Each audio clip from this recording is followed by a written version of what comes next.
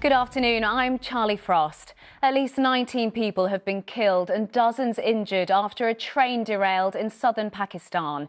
It was travelling from the city of Karachi when several carriages came off the track in the province of Sindh. Rescue teams are trying to free passengers from the wreckage. Sam Holder reports. The carriages lie strewn across the landscape, some twisted at seemingly impossible angles. People rushed to help those on board the Hazara Express after it derailed near the town of Nawab Shah.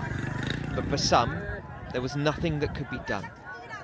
Senior officials have confirmed that at least 19 people have died. More than 50 are injured. Pakistan's railway minister said station staff had rushed to the scene to help, and ambulances have been dispatched from across the region. An emergency has been declared at both Nawab Shah and Sukur hospitals. 10 of the Hazara Express's carriages came off the tracks. Some parts of the train were ripped apart by the derailment. Services on the main railway line have been suspended, with repair teams sent to the scene. Train crashes are painfully common on Pakistan's ageing railway network. In 2021, a crash also in the Sindh province led to 65 deaths and more than 150 injuries. Experts say tracks in Pakistan are poorly maintained and some of the signal and communication systems date back to the colonial era. Officials say the investigation into the Hazara Express derailment will only begin once the rescue effort is over. At this point, they say they can't rule out a mechanical fault or sabotage. Sam Holder, ITV News. A controversial rule which saw living costs deducted from compensation paid to wrongly jailed people has been scrapped. Justice Secretary Alex Chalk confirmed the change, calling it common sense.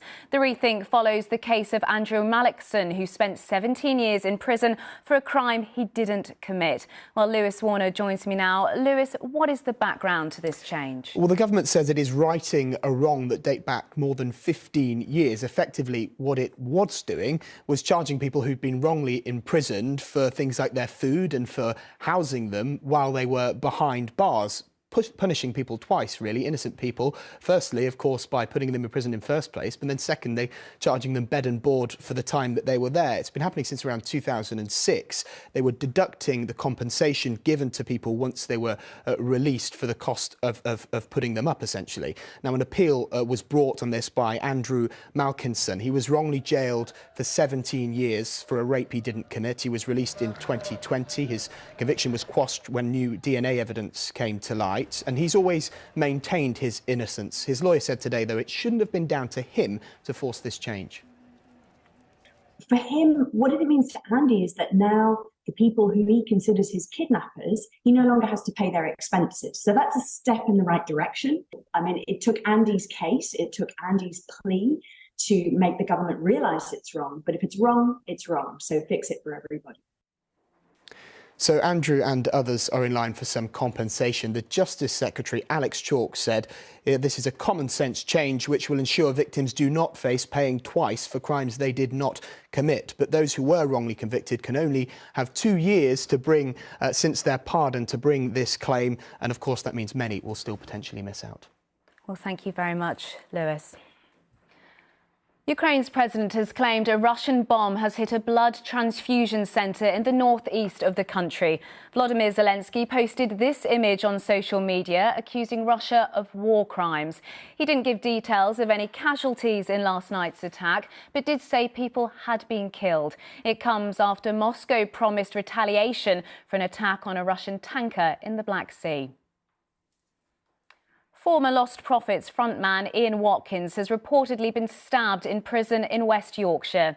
The disgraced singer was jailed for 29 years in 2013 after being convicted of a string of sex offences. The prison service say police are investigating an incident which happened yesterday at Wakefield Prison.